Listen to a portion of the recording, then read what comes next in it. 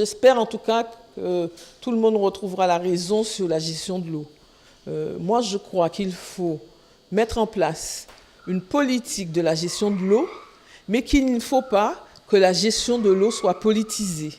J'ai été chargée donc d'une mission pour rapprocher les parties que sont donc le SIAG, la CASBT, de façon à garantir une bonne alimentation en eau potable des communes de Capesterre-Belle-Eau, des Saintes de Terre de Haut et des Saintes de Terre de Bas. Là, nous avons travaillé à ce que soit favorisée la remise donc, de la liste des ouvrages concernant la distribution de l'eau à la CASBT. Cela a été fait aujourd'hui ici en préfecture. Nous avons aussi travaillé à la rédaction d'une convention provisoire qui pourrait être signée entre le SIAG et la CASBT pour faire le tuilage jusqu'en décembre 2014, en attendant que la CASBT puisse se doter donc d'une modalité de gestion de l'eau, soit en régie, soit en affermage, soit en délégation de service public. Le SIAG a signé cette convention et le conseil syndical du SIAG a donné un avis à l'unanimité positif sur le sujet. J'espère qu'il en sera de même pour la CASBT. En tout cas, j'appelle tout le monde à la raison. L'eau, c'est un bien commun.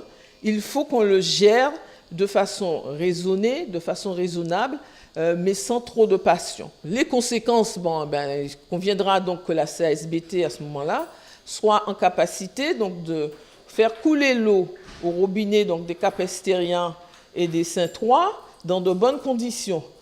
J'indique quand même que si le législateur a prévu qu'il puisse avoir des conventions provisoires, c'est parce qu'il sait très bien que dans certains cas, et c'est le cas pour l'eau, que les choses ne sont pas si simples.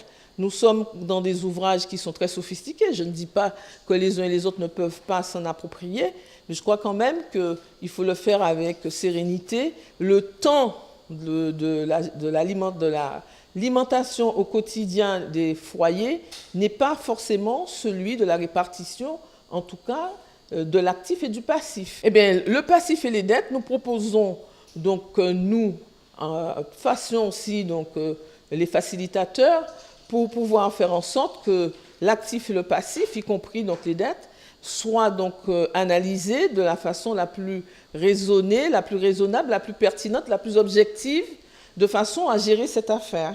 Mais on ne peut pas rester avec une crise institutionnelle sur l'eau et puis aussi une crise de la distribution avec des réseaux qui sont défectueux. Si la CSBT ne le signait pas, elle aura donc à sa charge, elle prendra donc la responsabilité de ses compétences mais elle devra mettre en place soit une régie, soit un contrat d'affermage, soit une délégation de service public.